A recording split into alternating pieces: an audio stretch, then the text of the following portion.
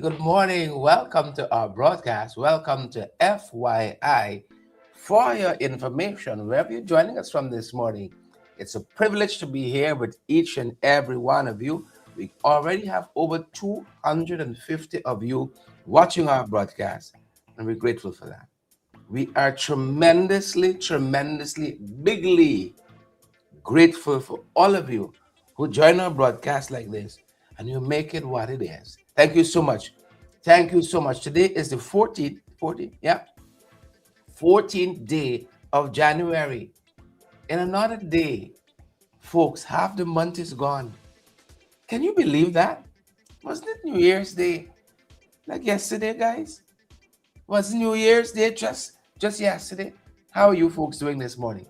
I got a cold cup of coffee here waiting on you guys, and I'm so grateful that we could spend this time together in the morning. All of you who are joining us, let us know if you're hearing us loud and clear. All right, Julie G said we halfway through. Folks, I sat on my glasses. Did I tell you that? As I saw Julie G there, I sat on my glasses. I was looking for them, and then I found them. I was exhausted looking. I said, all right, your boy can sit down now. And when I sat down, I heard crooks. You know, if you're talking in song defects, you're not Guyanese. Guyanese talking song defects. I hear crooks. And I said, oh Lord. You see, as one gets up in age, right? So I brought the glasses. But I'm so grateful because I saw Julie G there. And if memory serves me correctly, she had sent me a pair of reading glasses that I keep one in the car and I keep one in my bag. For the same purpose, so when I misplace my tested lens that are tested for my eyes, I always have something spare. So I was so upset. November into December, right? Homie says, well, you found them. When the glasses broke, I was so upset. I said, devil, not today. Every time you got a little money in your pocket, something comes up. You ever been like that? Something comes up to take it out. I said, not today. So I said, I am not replacing you right now. So I started wearing this lovely pair that I think it's Chili G sent me them. Still got one in the car, and I wear the other one now. They're not tested for my eyes, so I actually have to hold whatever I'm reading further away, right? I had my eyes tested again, because I think it's 2 years since I had my last glasses. I tested my eyes again, and my Lord, whoo! I know you people in the US pay a lot, you know, for your optical gear, but in our economy, my Lord, and they still giving me 10,000. I gotta give me 10,000. When they told me the cost of the lens and the frame and so, I was like Sanford. Elizabeth, come in. Come in, Elizabeth. My God. So is I wrestling with this pair, you know? And then when I ordered the glasses now, because I had to, one eye is better than the next and all these things. This is my age. This the obstetrician. Is obstetrician? Whatever it is. Says, it's your age. You don't worry anything else. You're just at that age. You're at that age. So that's it. And then, you got to wait 2 weeks, right? 2 weeks. Yeah, Julie G, I had my eyes tested again.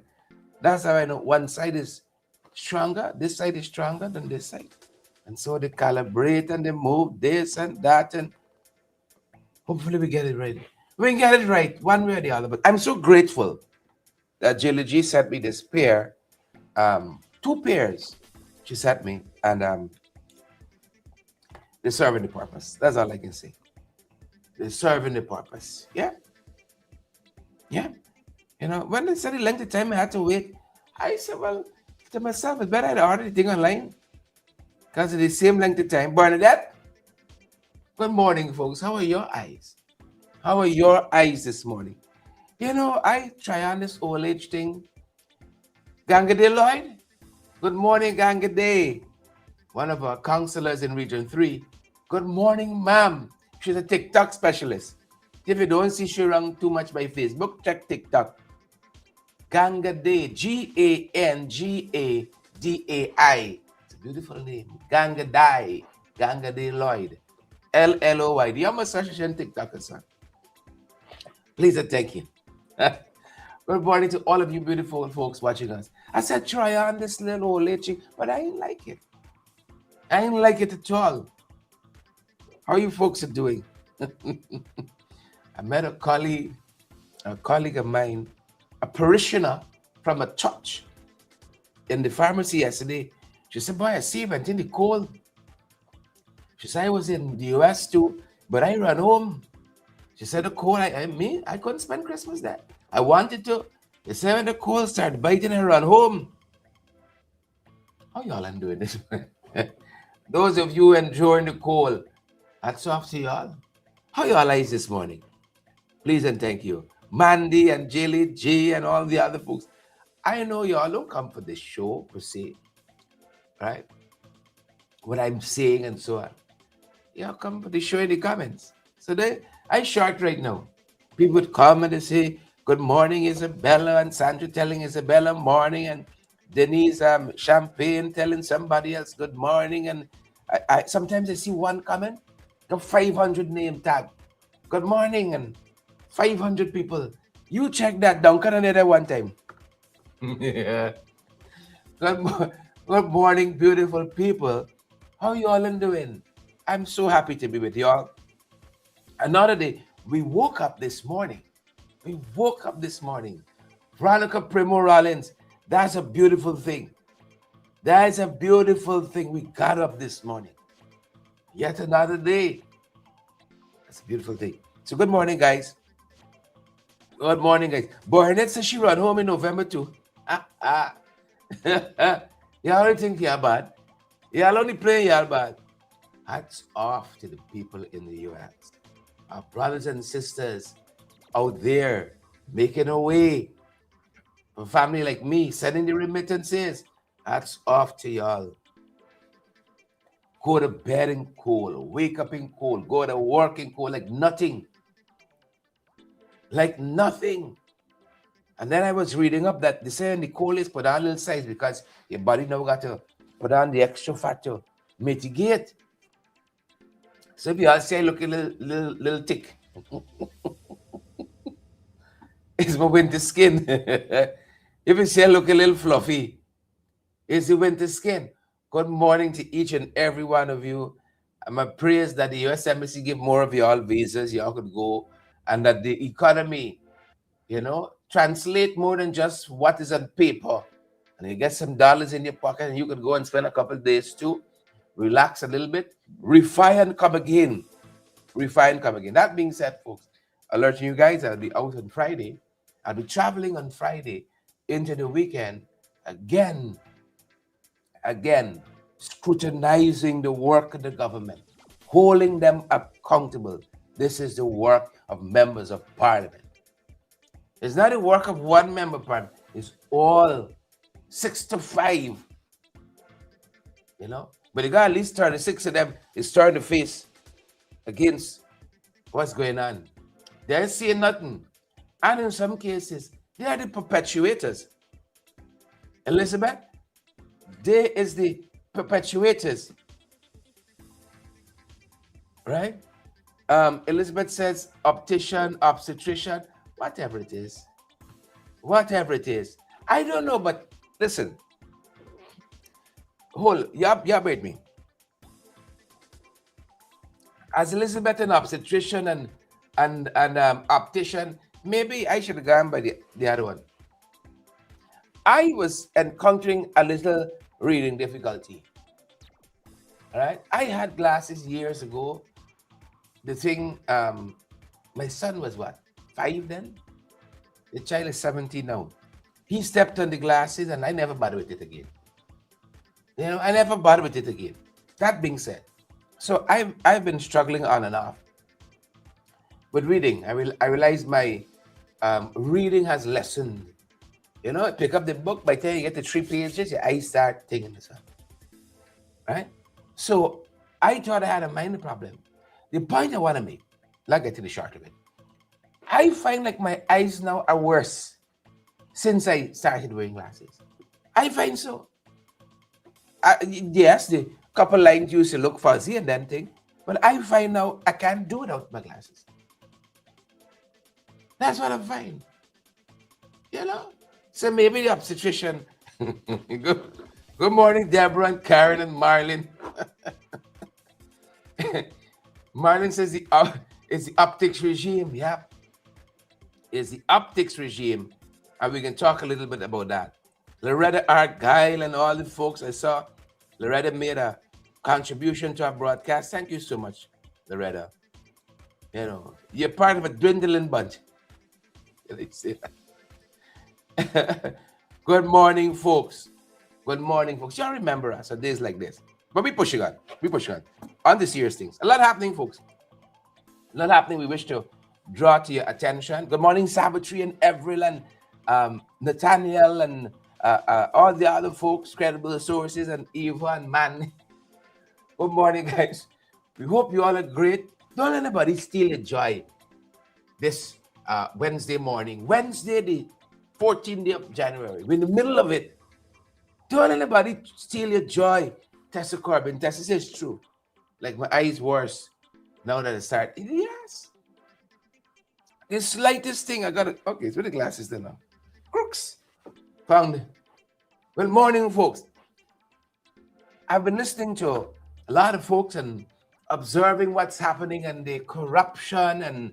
Oh, is it plenty? It's plenty. That means the work of the parliamentary opposition is that much more critical. The work of We Invest in Nationhood, the work of Forward Guyana Movement, the work of the Partnership for National Unity, PNCR, the work becomes that much more important because they're spending so much more money. There's so many more projects to give oversight to, you see. So many more projects. We got to stay on top of it. We have to stay on top of it. And this whole issue with corruption is part of what I've been listening to our parliamentary lead, Dr. Terence Campbell, speak about recently. And it's very, very, very, bigly very serious. And we ought to take it as serious. Good folks, we ought to take it as serious. It's a serious matter. Right? It's a very, very, very serious matter. Listen to some of what Dr. Campbell said quite recently on this whole issue of the government and corruption and the Florida and the this and that and the ostrich burying their heads in the sand and the 36 on that side who's seeing wrongdoing, some cases perpetuating it themselves. He was on with Enrico Wolford recently in context. Take a look, take a listen. Corruption is a serious problem in Guyana. It's rampant in government circles. Leader of the APNU parliamentary opposition, Dr. Terence Campbell, has identified some political leaders who are embroiled in corruption scandals. The tourism minister, and she's not the only one. Let's not forget the agriculture minister. There are questions circling about him as well, and other government officials.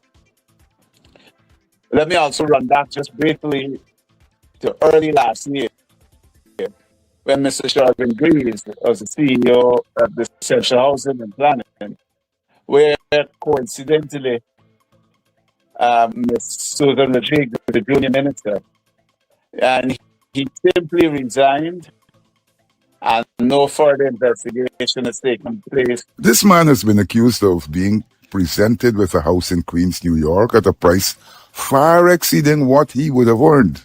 Mr. Campbell said that Minister Susan Rodriguez is being called on to explain her rapid growth in wealth. And we must go back to an accusation in a voice note that was shared publicly on social media, where Amir Ahmad of the Sheriff Enterprises had made certain allegations in relation to property against the then junior minister of housing, as she then was. Very quickly after those allegations entered the public domain, Mr. Ahmad withdrew those allegations and said in his apology that a settlement had been arrived at. Since then, Minister Rodriguez has acquired multiple properties, including one in Fort Lauderdale, New York. These allegations point to the fact that something is rotten in the house. And any government that is concerned about good governance, that is concerned about transparency, that is concerned about accountability, would have initiated an investigation into all of the land deals, perhaps over the size of 1 acre. Sadly, Guyana doesn't have the forensic investigation capability, according to Dr. Campbell. The issue of corruption and rapid acquisition of wealth go much higher than Minister Rodriguez. Yeah, that's some of what he said there, folks. Welcome back. Welcome back. It's a lot. It's a lot to digest. And I want to pick up on a couple of things Dr. Campbell said. The accusations of corruption that lead nowhere, even when it is unmistakable. They lead nowhere. In that 5:30, that infamous 5:30 meeting, where contractors and ministers are called before the president, the art and finish of their fates, and one contractor stood up and say, "I bid for through several companies for contracts and so on." One person, he said, "I manage these companies here and through, I bid for this thing and so on." And there's a lot of problems there. A lot of problems right there. The president doesn't correct him, and you got people who say you got to buy hot dog to get cash grant and a whole host of things. Nothing ever becomes of it. All you get is a verbal tirade, and the gauntlet has been laid down and the riot act has been read, as in the case of Gaisuko quite recently. A failing sector, the sugar industry that we keep pouring billions of dollars into, even though the administration knows the truth. You know the truth. You know it. My aunt is on this morning, Elizabeth Norine, who I had the great privilege of staying at their house when I was in the US for the entirety of my vacation. And I look at them operate. Right? They're looking for less sugar and they're blending this and blending that and juicing here and juicing that. And they're looking for less sugar, zero here and zero that. And sugar no longer commands what it is in the world market. We're producing sugar at $1.40, and the world market buying sugar for 30 cents a pound, and we're producing it at $1.40. You know, that's a charity we're running. But all because you want to maintain political dominance. You're playing to the gallery. Something is wrong with that. Something is wrong in our politics when we can't be honest with people. And then subtly, right-sizing was bad for us. But subtly, you hear, okay, we're going into soya planting now with sugar fields and cane fields, and we're going into Edo and Dashin. Is it the same thing we were doing? Recognizing where the thing is, and as we said, right-sizing, retraining people, retraining sugar workers for other industry, retooling them. And it is the same thing. Has this government, if we want to be fair, has this government produced a pound of sugar at profitability? When you go through our history, economic history, what do you call it, plantation economy, the struggles with the behemoth Skeldon, the Skeldon modernization factory, people tell them, don't go in that direction. But you know, Jack Deere knows more than anybody else. He went in that direction, and it's always the same thing. Oh, we're going to produce so much sugar, and we're going to revitalize the industry and modernize the industry, and the excess generation going to produce power, and the people in the quarantine going to start paying half price for electricity. The thing never come off the ground, never lift up. We got in there in 2015, and their CEO of Gaisuko said the thing bankrupt. The thing bankrupt. And so, as part of leadership, hard decisions have got to be made. Very, very hard decisions have got to be made. We got to be honest with our people. But we are always playing to the gallery and playing politics. We're not honest with our people. And lots of that is happening now. Lots of it is happening now. We don't want to be honest with ourselves even. With ourselves even.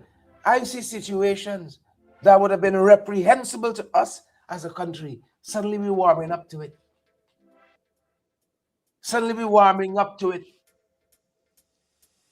And I'm very concerned as a citizen in a cooperative oil producing republic with how we're warming up to corruption.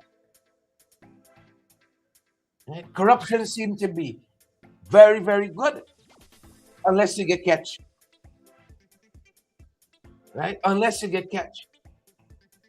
I like the big house. I like the fancy car. I like the big money. I like the show. But don't tell me how you get it.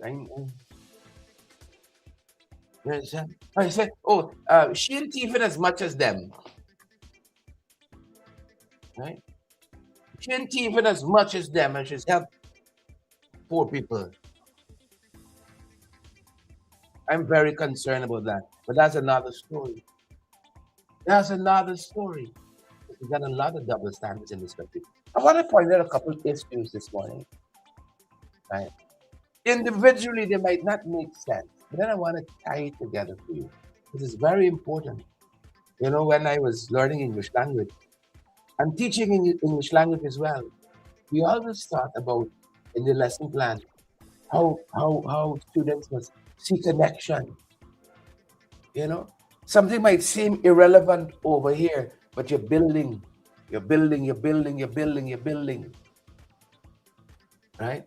And then boom, you pull the whole thing together. So individually, these couple of things I'm going to pull out for you might seem innocuous, but taken together, you see, that is how you win this government, you know.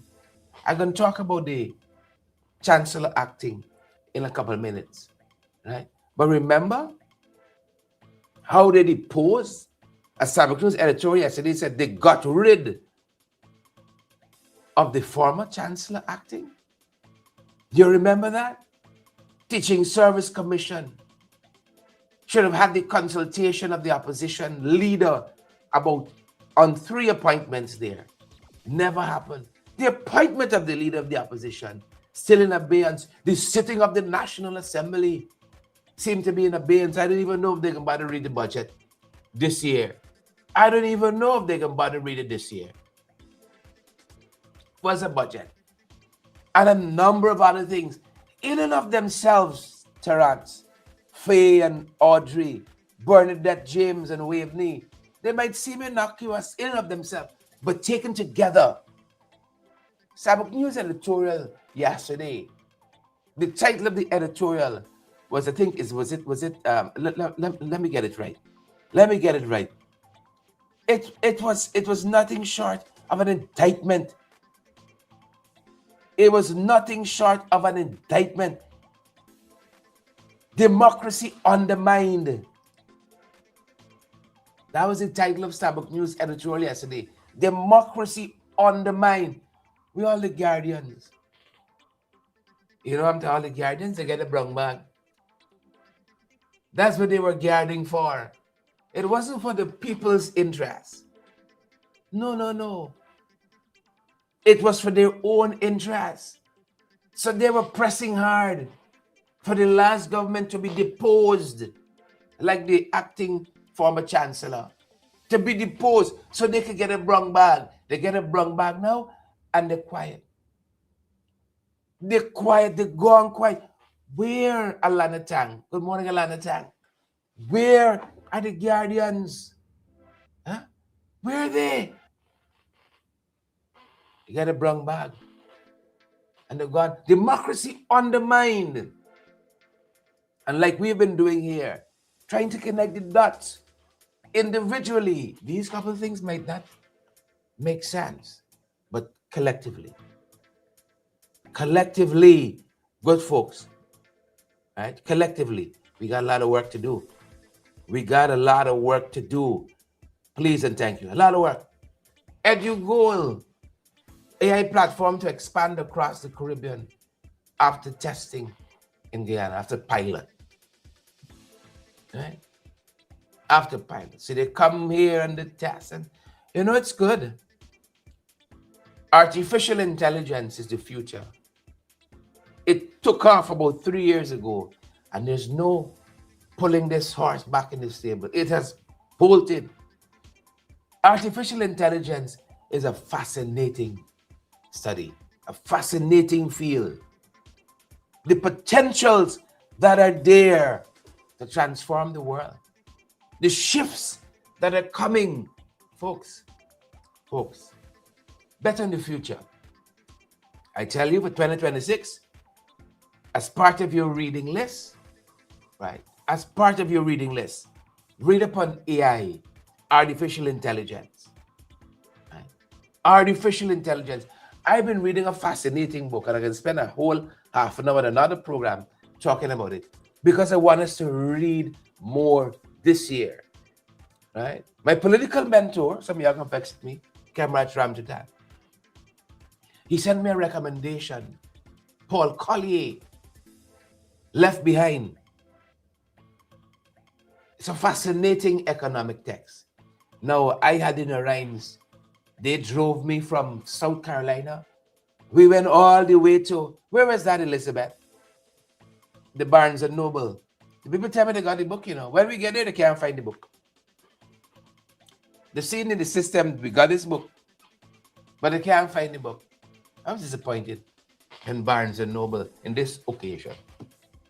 It was a long, beautiful drive, and I got to see some more of the United States. Where were we in that Barnes and Noble? We went from South Carolina all the way to the north. Where was that? Was it Asheville? I think we went to Asheville, Barnes and Nobles. It was so beautiful. Didn't get the book. Left Behind is the name of the book. Paul Collier. I bought the audio version. It's a fascinating study in economics. Countries who transformed their economies because they had a moment. Like we're having a moment. But will we transform this country? Right? Will we transform this country? I'm not so sure. Transformation is not today. So AI education is fascinating. Read up as much as you can on AI. And they've been piloting these platforms and all of that. We will have some challenges with online education here. One, internet access. Two, the cost for internet. The cost for internet. We can have some trouble here, right? But when you start talking about artificial intelligence, you start talking about data, right? You start talking about data. So we're all for artificial intelligence. We're all for AI and AI learning and all of these platforms. I use a bit of them. I use a good bit of them. And all of these issues are percolating in our society today, in the news today, all of them, each and every one of them. And then we hear about government looking to data and future infrastructure and services. This sounds very nice. It sounds fascinating, and I could imagine some of the ardent supporters of the government will say, my God, look, transformation here. Look what they're doing. Right? I saw they're launching different things and all of that. All of it engages artificial intelligence to some extent. And data, it's always at the heart of it. You know, the government will rely on heavily on the census data to guide future infrastructure development and expansion of social services nationwide and all of that, and digital education and what's not. Right? They said the government is building accurate population and building statistics that are critical for evidence-based policy making. Number of things. Right? A number of things. All of it very important at first glance. Very, very important. And then I saw also, all this is recent, you know. Guyana Commission's digital search and rescue system at Chedijagan International. You know, new digital aviation search and rescue coordination system and the Chedijagan International Airport has been launched. $123 million is the value of the project. It says designed to improve response times and to aircraft emergencies and missing flights and all of that. We welcome all of it. We welcome all of it. So this system here, this rescue system, will integrate real-time tracking, communications, and coordination among emergency agencies. It all sounds so beautiful. It all sounds so beautiful. The back end of it is data. What happens to all of that data? I saw the Ministry of Local Government says they have an app now. They want to engage citizens and citizens' complaints, and they want you to talk one-on-one with them on an app. Data. Data, data, data, data, data, data. That's what I'm getting at. The use of data, the requirement for data. That's what I want to get at this morning. Because taken individually, it might mean anything much. So, nice, man. We're getting like foreign. We're getting like foreign. You see? But this is a government. I want to remind you that we were part of passing a Data Protection Act that still has not been operationalized. It's like voting for, let me see, an opposition leader. It's like voting for somebody who should become opposition leader. But then by say, don't worry, don't know, man. We're ready for the stage yet. So then operationalized. It's like voting for your members of parliament, but they don't call the sitting. So you don't get to scrutinize the work of the government at that level and to bring bills and motions and propose legislation to better the lives of the citizen. They stop halfway. We pass a Data Protection Act, which creates a Data Protection Commission. And all of it, Jason, Waveney, Bernice, and Homie, is being held in abeyance. Right? Here's what the Data Protection Commission is supposed to do. It has powers to register data controllers, processors, right? Issue codes of practice, receive breach notices. All of that the Data Protection Commission, which is created by the Act, should be doing. They got the power to investigate complaints, to enforce compliance. The Act was passed August 9th, 2023. And it's suffering the same fate like the census. It took us 3 years to produce the preliminary results of the census. It might take us another 3 years to get the final report. So the Data Protection Act was gazetted on August 16, 2023, Act number 18 of 2023. And the Act has not come into force as yet. The Act has not come into force as yet. So when they abuse and misuse your data, Jason Benjamin, when they use and abuse your data that they are collecting through all of these means and mediums, Ministry of Local Government and the Ministry of this and the Ministry of that, they're collecting your data all the time now.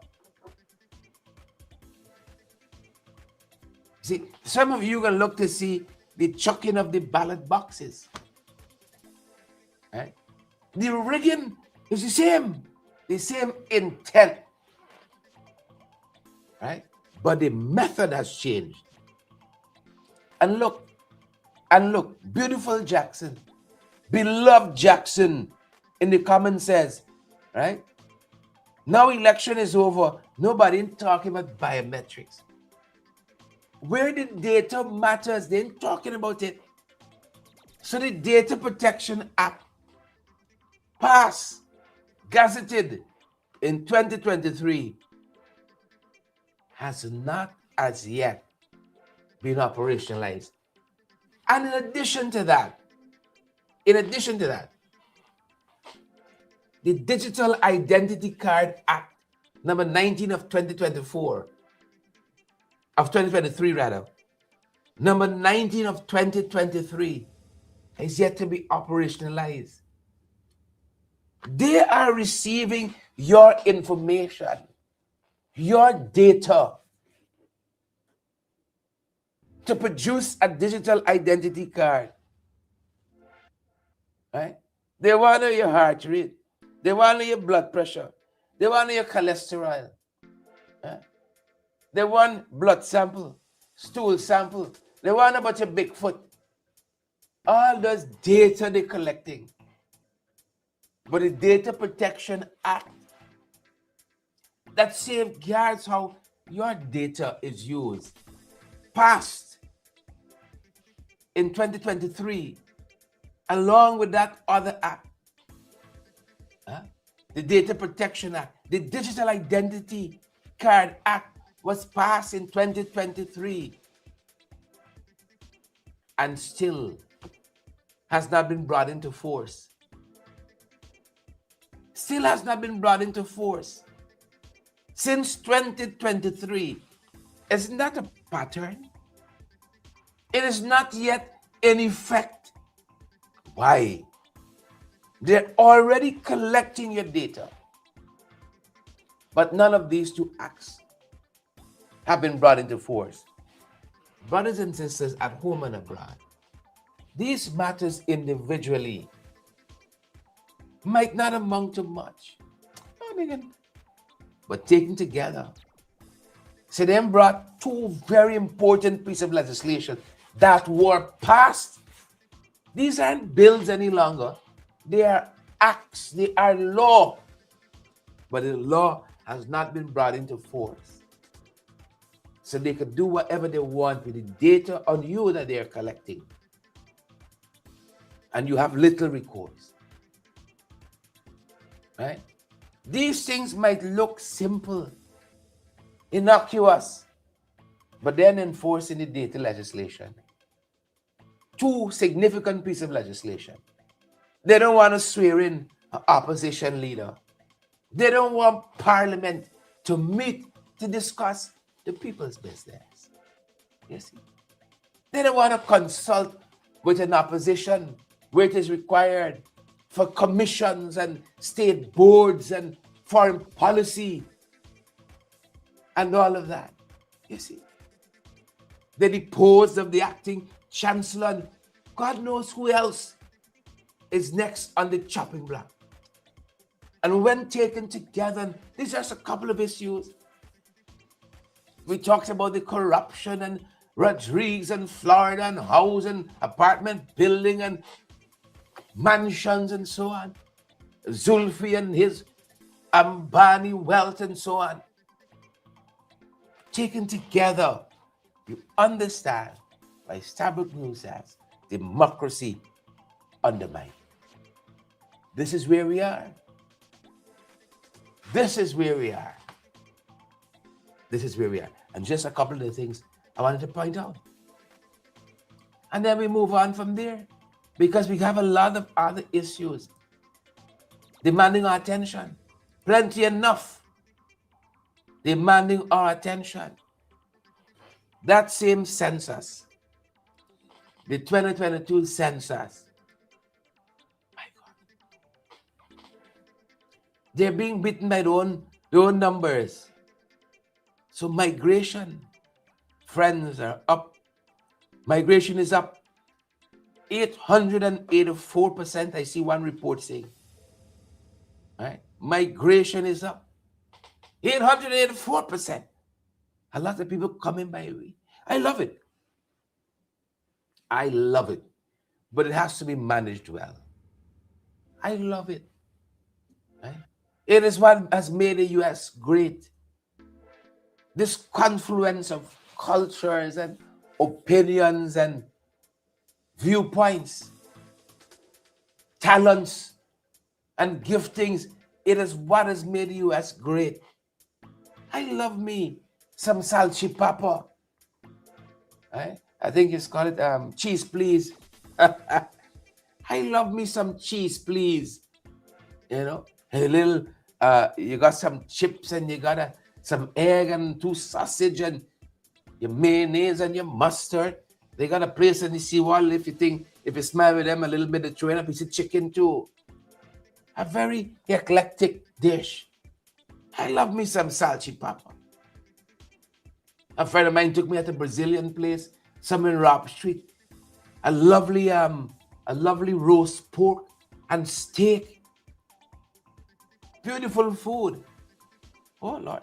And don't let me talk about these Spanish girls. You know? Don't let me talk about it. That's another story. And the influences. Right? Manage well. We could be better for it. We could be better for it. But poorly managed, we're in trouble. This country badly needs a migration policy. And this should have already received the attention of the National Assembly. We, as a partner in the parliamentary opposition for APNU, have already asked a number of questions on this. But if the parliament never meets, then the ministers don't have a responsibility in that context, because you're asking through parliament the minister to respond. We don't get to interrogate the issues as we should. You need a migration policy that ties together all of these things. I love it. Remember, Guyanese brothers and sisters, that one point in our lived experience, we've been other places too, trying to make a way. Other pastures looked greener, perhaps were greener. Some of you in those pastures right now. And so it would be a little hypocritical of me. Personally, I've been Trinidad looking for work. I've been Antigua and Barbuda looking for work. Found some. You see? So it'd be hypocritical of me. So get rid of the Venezuelans, get rid of the Brazilians, the Haitians, everybody. When people once took me in. But we gotta manage the thing. I remember in Antigua, you couldn't get the work unless another Antiguan couldn't do the work. On the CSME, if you go to knock a nail, there must be an Antigua who can do the work for you to get it. Right? I remember them boys used to laugh. You at a work site knocking nail. You see when the white van pull up?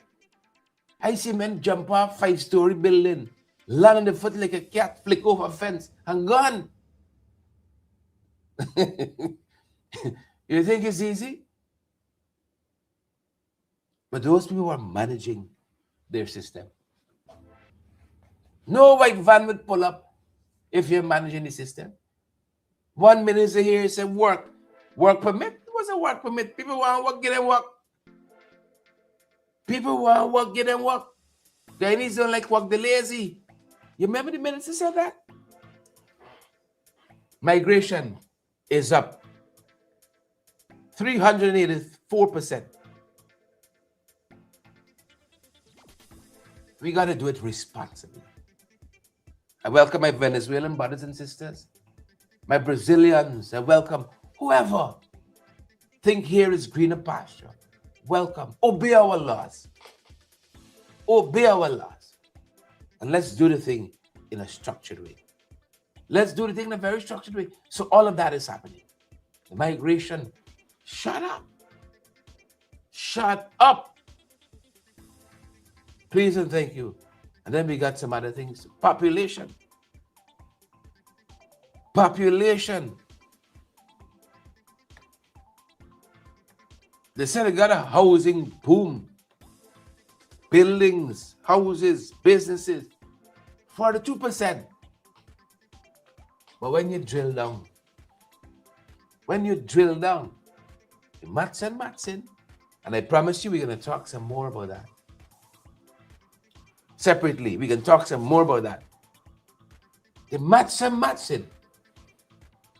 You see, it's not maths in. And we'll have a chance to talk some more of that. We got some stuff happening. I think the Assis has reconvened, and the parade and the pump, the pump and the ceremony and all of that. Right? And I'm happy. I'm very happy, because if that wasn't happening, you were going to hear some things. I see the Bar Association. The Bar Association has come out. if we didn't have this juncture, this event, the beginning of a new term, a new legal term, maybe the Bar Association wouldn't say anything. Did the Bar Association speak up with the swearing in of the Teacher Service Commission without the consultation of the leader of the opposition? Have the Bar Association spoken up about the non-election of the leader of the opposition, the calling of that meeting by the speaker for that election? Has the Bar Association spoken up about the prolonged delay in the sitting of the National Assembly? Have they spoken up? Interesting times. Interesting times. Maybe. At another event, we can catch that. And then I saw the AG at the same event. He said magistrates ignoring plea bargaining and paper committal laws. Well, come to the National Assembly, we talk about it now. Attorney General and Minister of Legal Affairs, come to the National Assembly and let us talk about it. Let us find a way forward. This is the work of the National Assembly. If laws that are passed are not being complied with, right, the plea bargaining act and whatever else, come to the National Assembly and let's discuss it. Please and thank you. So I saw that happening. I saw also the plea for stronger regulations and continuing education for lawyers as well, as part of what is being discussed. Right? Senior judicial and legal officials have made this call for stronger regulation of lawyers and introduction of mandatory continuing legal education. Right? It's a noble call. It's a noble call. Any lawyer, doctor, teacher, any professional should want to stay cutting edge, updating their knowledge base. One time we believed the earth was flat, and if you walk too far out, you could fall off. But thankfully, we've upgraded our knowledge base since that time. There are lots of outdated theories still percolating out there. You see? And we got to make sure that we stay sharp. That's the only how we can build the society we ought to build, That's the only how. And then I saw the chancellor calling for the judiciary's fiscal independence and reform. Acting Chancellor of the Judiciary, Roxanne George Wiltshire, just yesterday has called for the judiciary, has put out this call that the judiciary must regain full financial autonomy from the executive branch. And in constitutional law, talk about the different branches of government, the legislature, parliament, and the judiciary, the courts and the executive, and the separation of powers doctrine, and why it is important. Why it is important. Do you know, Guyanese brothers and sisters, at home and abroad, that under the Granger-led administration, we devolved autonomy to the courts? Yes. We said the judiciary must handle its own budget, which basically said they can plan their work. And then they can call upon the consolidated fund to fund that work, independent of the government, so they don't have to be held ransom. You see, brothers and sisters, I don't know how to say this, but there is so much work for a parliamentary opposition. There are lots of you who believe if it isn't happening in full view of the cameras, it isn't happening. If it isn't happening in full view, there's lots of work. A lot of work. And while some of us will be in front of the cameras, some of us got to be in the engine room. The Granger administration devolved. Says that we believe the judiciary has the competency. They have the know-how. They know what the needs are. And as part of this separation of powers, they will not be held at the behest of the executive. And so they can pull together their budget, right? They can call upon the consolidated fund for that budget. And of course, all the scrutiny of the National Assembly. So they're not operating in a vacuum. But we are not telling them, the executive, what they need, and then holding them at ransom by the purse of state. That obtained under the last government. But as soon as the PPP came into power, they pulled all of that back. They pulled all of that back.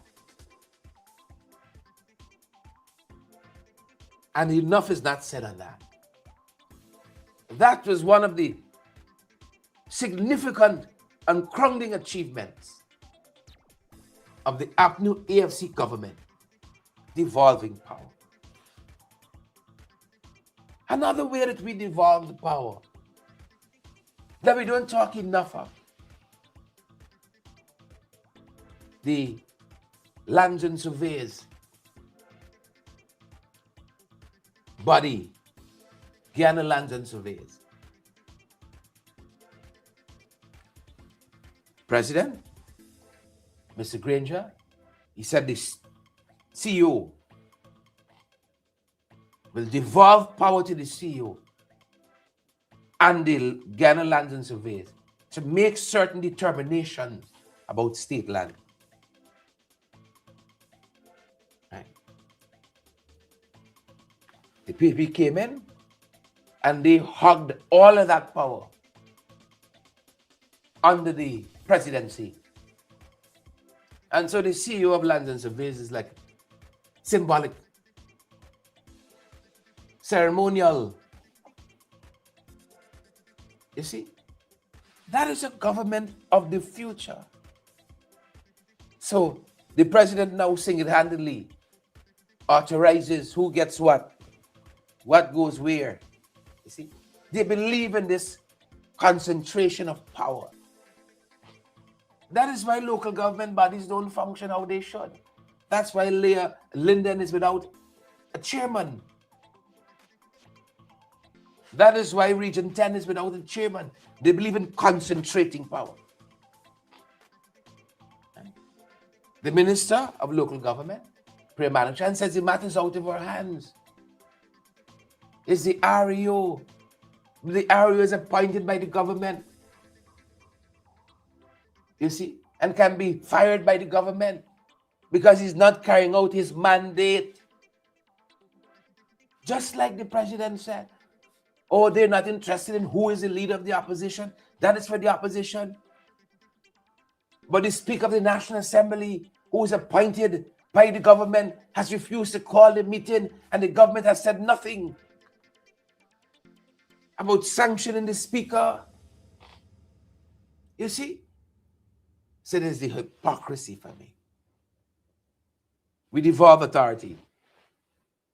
to the legislature, devolve authority to the courts, the judiciary, devolve authority. Let them function as they were created to function. The Ghana lands and surveyors.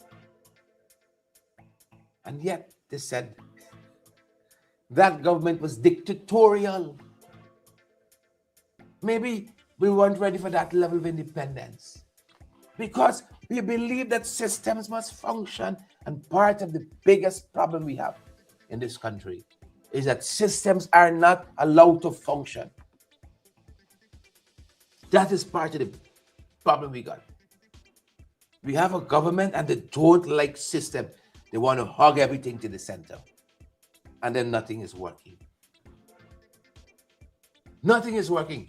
So, respect and manners as we wrap up to the acting Chancellor of Judiciary for making this call, for the full implementation of the constitutional provisions allowing the courts to manage their own budgets and procurement. Folks, you don't have to like somebody to appreciate professionalism. Right? You don't have to like somebody or dislike them, because they have a differing view. And I dare say this. The acting chancellor, as you saw, just appointed Roxanne George Wiltshire, Justice Roxanne George Wiltshire. I have no doubt, looking at the learned justice's work, body of work, over the last 10, 15 years, will go down as one of the most consequential legal figures, legal luminaries of a generation. Not just her generation, but of a generation. There are a lot of people who are appointed to such a senior position with towing the line, they tuck in. Me see, me know, me here. But the lady justice has remained resolute. She said we must comply with the financial autonomy afforded by the Constitution for the judiciary. It is a time when it's not politically correct and even judicially correct to do so. But give Lady Justice her props.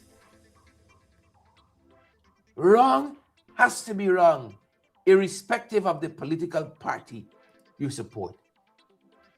Wrong can be just wrong when somebody else in government. And that's the problem we have. It's the double standards. It's the hypocrisy that we have. And we got to continue to push for the separation of powers doctrine to be fully effective in our country. That's the only way we can build the Guyana of the future, brothers and sisters. I want to thank you guys for joining us this morning.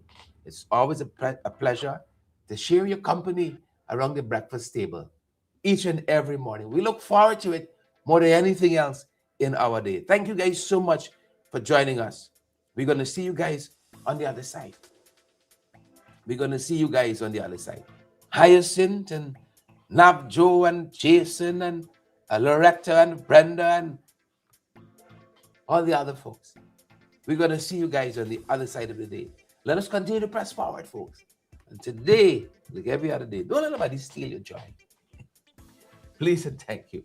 That's our time. That's our broadcast. Share the live before you go. Sheila Boyd Child. Beloved Jackson and Dolly and Sharon and Sandra and Jacqueline and Perrin and all the other great folks. Thank you so much for joining us. We're going to see you guys on the next one. Stay safe.